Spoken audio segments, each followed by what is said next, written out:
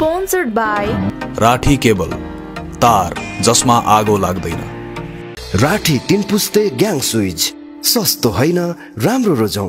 100% natural immunity boosting herbal candy, good life को इमली हल्दी। बच्चा युवा बुढाबुढी सबैलाई मन पर्ने हटके झटके झालमुडी। बाँडेर खाऊ माया बढ्छ। दिल्ली पब्लिक स्कुल विराटनगर, आधारदेखि भविष्यसम्म +2 विज्ञान र व्यवस्थापन तपाईको लक्ष्यसम्म। नेपाल टप सब ठिकठाक।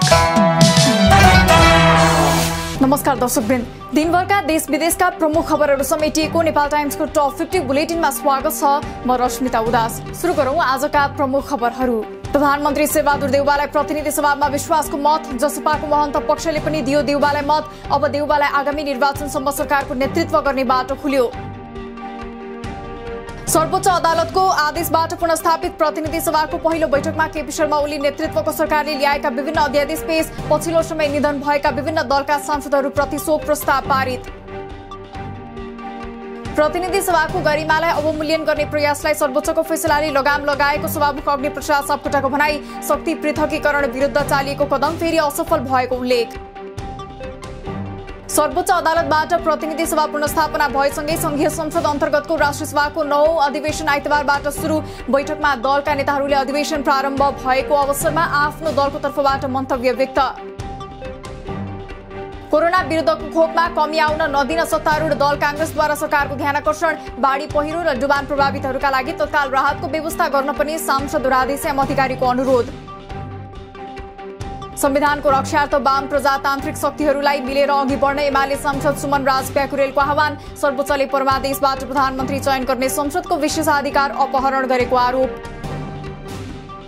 भूतपूर्व ब्रिटिश गोर्खा सैनिकद्वारा नेपाल र बेलायत सरकारलाई आफ्नो माग पूरा गरिदिन भन्दै संसद भवन अगाडि सांकेतिक प्रदर्शन। आफ्ना मागहरूमा सम्बोधन नगरे बेलायती प्रधानमन्त्री कार्यालय अघि आमरण अनसन बस्ने चेतावनी।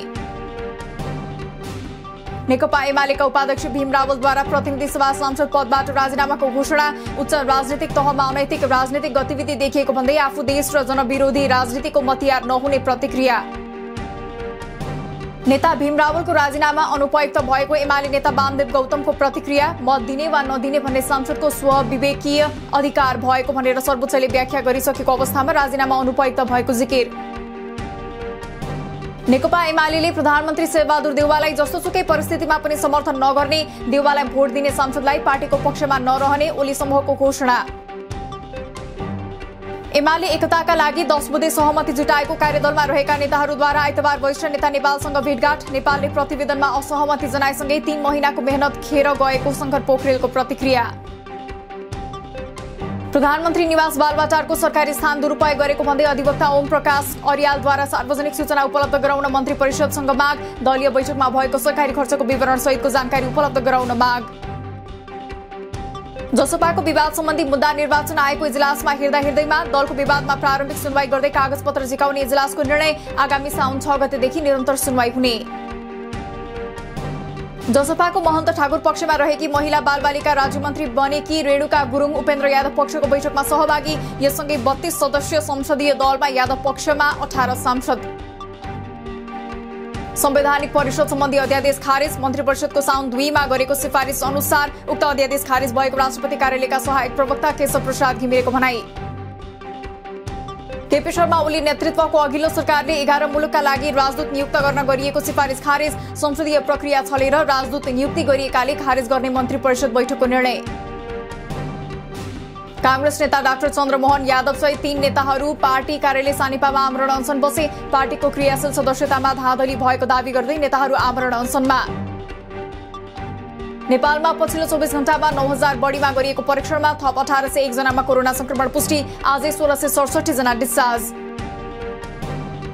आज थप 23 सहित हालसम्म नेपालमा कोरोना संक्रमणबाट 9550 जनाले ज्यान गुमाए। हाल देशभर 25485 सक्रिय संक्रमित।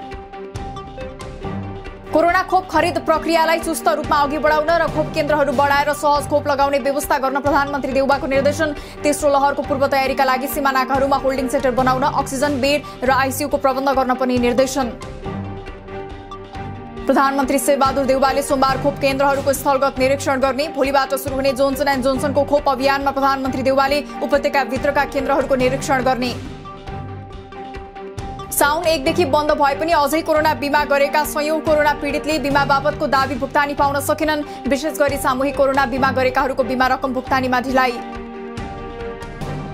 धनगढी उपमहानगरमा जमेको पानी निकासको विषयलाई लिएर 2 वडाबीच विवाद सिर्जना। वडा नम्बर 2 का स्थानीयले पानीको बहाव रोकेपछि विद्युत प्राधिकरण र घरहरू डुबानमा पर्न थालेपछि खोलाउन खोज्दा विवाद।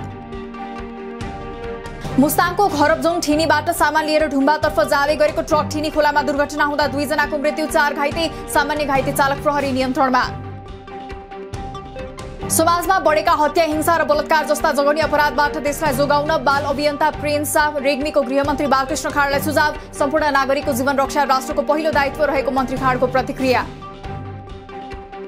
लामो समयदेखि सञ्चालनको प्रतीक्षामा रहेको जनकपुर जयनगर रेलवे सेवाको ट्र्याक स्पिड परीक्षण। भारतीय रेल ल्याएर ट्र्याकको परीक्षण। अब जनकपुर जयनगर रेल चल्ने निश्चित। बुढी गण्डकी जलविद्युत आयोजना प्रभावित क्षेत्र गोर्खा र धादिङका जनप्रतिनिधि सहितका स्थानीयद्वारा तत्काल आयोजना अघि बढाउन अर्थमन्त्री जनार्दन शर्मासँग आग्रह। बासिन्दाको मागप्रति आफू सकारात्मक रहेको र बुझेर उपयुक्त निर्णयमा पुग्ने आश्वासन। मनसुन सक्रिय नै रहेकाले अहिले देशभरको मौसम बदली भई गण्डकी र लुम्बिनी प्रदेशका धेरै ठाउँमा वर्षा। अबको 3 दिन नै यी प्रदेशमा वर्षा हुने अनुमान। आज बागमती र प्रदेश 1 मा पनि ठूलो पानी पर्न सक्ने। 3 दिनदेखिको लगातारको वर्षाका कारण केही जिल्लाका सडक अझै अवरुद्ध। पहिरोले सडक अवरुद्ध भएपछि बिरामीलाई जिल्ला अस्पताल लैजानदेखि अत्यावश्यक सामग्री ढुवानी गर्न समेत समस्या। वर्षाका कारण डोटी सदरमुकाम सिलगढी कलेना दल्लेक मल्लेक हुँदै बजाङ जोड्ने सडक अवरुद्ध। पहिरोले खानेपानीको मुहानका पाइपलाइन बगाएकाले सिलगढी बजारमा 3 दिनदेखि खानेपानीको हाहाकार। चर्को मिटर ब्याजको अभियोगमा काठमाडौँ चाबेलबाट दोलखाको साविक मेलुङ घर भई ललितपुरको भैँसीपाटी बस्ने गणेश उप्रेती 19 करोड बढीको चेक सहित पक्राउ। व्यक्तिगत कामका लागि भन्दै उप्रेतीले चर्को मिटर ब्याजमा पैसा दिएको आरोप। पर्सामा अघिल्लो 2 आर्थिक वर्षको तुलनामा गत आर्थिक वर्षमा आपराधिक घटनामा वृद्धि। तथ्याङ्क अनुसार गत आर्थिक वर्ष 2077-78 मा 1173 वटा विभिन्न किसिमका अपराधका घटना दर्ता। आत्महत्याका घटनामा वृद्धि। उच्च अदालत तुलसीपुरद्वारा गत आर्थिक वर्षमा करिब 59% मुद्दा फर्स्यौट। कुल 883 मुद्दा मध्ये 520 वटा मुद्दा फर्स्यौट। गत असारमा 61 मुद्दा दर्ता भएकोमा कोरोनाको जोखिमका बीच पनि 58 फैसला। हरेक वर्ष पवित्र तीर्थस्थल देवघाट धाममा लाग्ने बोलबम मेला यस वर्ष नहुने। कोरोनाको जोखिम कायमै रहेकाले मेला नगर्ने निर्णय भएको देवघाट क्षेत्र विकास समितिको भनाई। स्नान गर्न आउने भक्तजनलाई भौतिक दूरी कायम गर्दै स्नान गर्न भने दिइने। 3 वटा सिँचाइको मुहान एउटै भएका कारण हिउँदमा सिँचाइ गर्न समस्या भएपछि रसुवाको नौकुण्ड पार्टी खर्कमा लिफ्टिङ सिँचाइ योजना निर्माण गरिने। 1 वर्षभित्र सम्पन्न गर्ने लक्ष्य रहेको योजना निर्माण भएपछि झण्डै 60 हेक्टर क्षेत्रमा सिँचाइ सुविधा पुग्ने। आर्थिक वर्ष 78-79 को मौद्रिक नीति निर्माणको क्रममै रहेकाले उपयुक्त समयमा ल्याइने नेपाल राष्ट्र बैंकको भनाई। पूर्व गभर्नरहरूसँग छलफल गर्न बाँकी नै रहेको उल्लेख। सुनचाँदीको भाव आज केही घट्यो। आज सुनको भाव प्रति तोला 600 ले घटेर 92,600 कायम। चाँदी आज 1295 रुपैयाँमा कारोबार। नयाँ सरकार गठनसँगै एक सातासम्म अनियलमा रहेको पुँजी बजारमा आज तीव्र वृद्धि देखियो। आर्थिक वर्ष 78-79 को पहिलो दिन नेप्से 97.21 अङ्कले बढेर 2980.21 अङ्कमा पुग्यो। 11 अर्ब 63 करोड 81 लाखको शेयर कारोबार। नेपाली राष्ट्रिय टिमका सदस्य सोमपाल कामीले एभरेस्ट प्रिमियर लिग इपिएलमा चितवन टाइगर्सको कप्तानी गर्ने। चौथो संस्करणको इपिएल आगामी असोज 9 देखि 23 गतेसम्म टियु मैदानमा आयोजना हुँदै। इटालियन क्लब एसी मिलानद्वारा इंग्लिश क्लब चेल्सीका फ्रान्सेली स्ट्राइकर ओलिभर जिराउड अनुबन्धित। 2 मिलियन युरोमा अनुबन्धित जिराउड र मिलान बीच 2 वर्षको सम्झौता। आगामी शुक्रबार उद्घाटन हुने टोकियो ओलम्पिक अघि ओलम्पिक भिलेजमा रहेका 2 खेलाडीमा कोरोना पुष्टि। भिलेज भन्दा बाहिर बसेका थप 1 खेलाडीमा पनि संक्रमण। आयोजकका अनुसार 1 जुलाई यता ओलम्पिकसँग जोडिएका 55 खेलाडीको रिपोर्ट पोजिटिभ।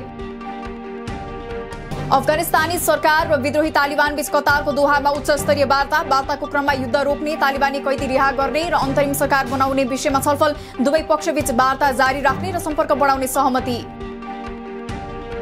पाकिस्तानको राजधानी इस्लामाबादमा छिमेकी मुलुक अफगानिस्तानका राजदूतकी छोरीको अपहरण तथा कुटपिट। अपहरण गरेर कुटपिट गर्नेहरूलाई 48 घण्टाभित्र पक्राउ गर्न पाकिस्तानी प्रधानमन्त्री इमरान खानको अल्टिमेटम। पछिल्लो समय दक्षिण एसियाली मुलुकहरूसँग विभिन्न संयन्त्र मार्फत सहकारी अगाडि बढाएको चीनको बेल्ट एन्ड रोड परियोजना अन्तर्गत केन्द्रीय कनेक्टिभिटीको प्रस्ताव भू राजनीतिक खेल नखेल्ने बरु सबै मुलुकसँग परामर्शको आधारमा अघि बढ्ने उल्लेख।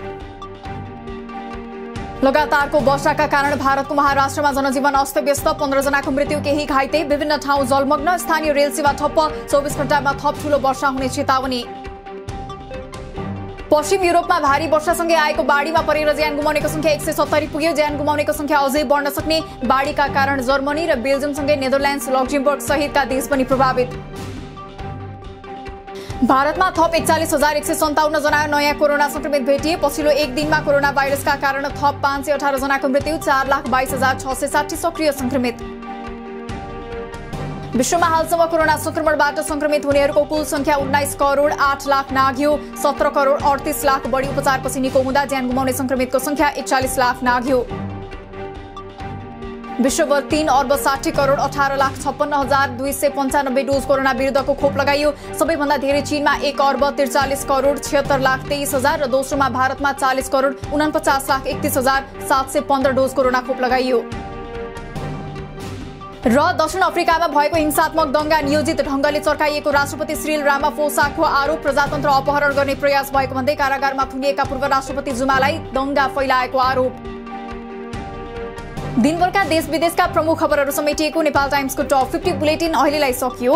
हामी भोलि फेरि टप 50 समाचारका साथ उपस्थित हुने नै छौं। नेपाल टाइम्सको युट्युब च्यानल सब्स्क्राइब गरिदिनु भएकोमा र फेसबुक पेज लाइक गरिदिनु भएकोमा धन्यवाद। ताजा खबरहरू नेपाल टाइम्सको अनलाइन पोर्टल www.nepaltimes.net मा पनि गएर हेर्न सक्नुहुनेछ। नेपाल टाइम्स हेर्दै गर्नुहोला। नमस्कार।